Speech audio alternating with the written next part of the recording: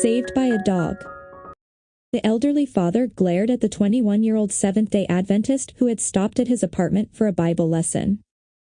His 16-year-old son wasn't home to receive the sheet of paper with the Bible lesson in Montenegro's capital, Podgorica. "This is my only begotten son," the father told Sekule. "I don't have anyone in my life except for him. I waited for him all my life. I want to know something about you. Are you from a sect?" Sekule wanted to tell the man that he was not part of a sect but a Seventh-day Adventist. However, he was scared. "We aren't a sect," he said. "We are Christians who believe in Jesus Christ and the Holy Spirit, and we just want to help your son understand the fundamental beliefs of the Bible. Your son won't learn anything wrong. I don't want him to join a sect," the father said. Then the father uttered a threat that made Sekule's blood run cold. "If anyone takes my son in the wrong direction, I'm ready to kill him and defend my family," he said.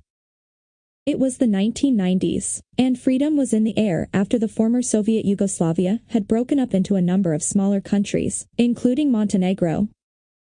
Sekule and other Adventists were using their freedom to distribute Bible studies in the capital. After the angry encounter, Sekule wrestled with God for a week. He was worried about what would happen when he returned to the apartment. His fears grew daily. On the 6th day, he knelt before God and said, "I am deadly afraid. I don't know what will happen. The only solution is not to return to the apartment, but that isn't a solution because I have promised the son to go there. I need something special from you. Please help." The next day, he repeated the prayer, took Bible lessons, and left his home to distribute them.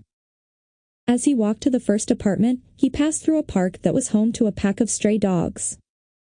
The biggest dog left the pack and followed Sekule. "Go." Sekule told the dog. "Go away." The dog took a few steps back, but then followed again. The dog awaited in front of the first apartment building that Sekule visited. Then the dog followed him to the next. When Sekule came to the apartment building of the suspicious father, the dog followed him up the stairs. This was the first time that the dog had followed him into an apartment building. Sekule realized that God must be trying to encourage him. "With that dog, why are you scared?" God seemed to be saying. "I'll send an angel to protect you if you need it. This dog is visible evidence of my presence. What you cannot see is my protection of you." Sekule felt encouraged. When Sekule and the dog arrived at the door of the apartment, Sekule said again, "Go away. Go away." The dog took 3 steps back down the stairs and looked up at him. Sekule rang the doorbell. The father opened the door. When he saw Sekule, he grew furious. He roared, "But you are," then he saw the dog and took a step back. Taking a breath, he said in a calmer voice, "My son has decided not to take the Bible lessons anymore." When Sekule left the building, the dog walked off in the opposite direction. Sekule never saw the dog again.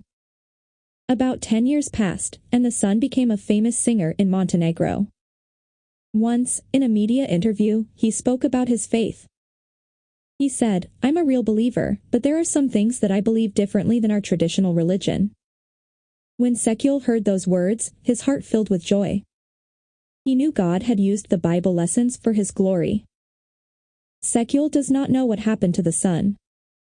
He no longer sings or lives in Montenegro.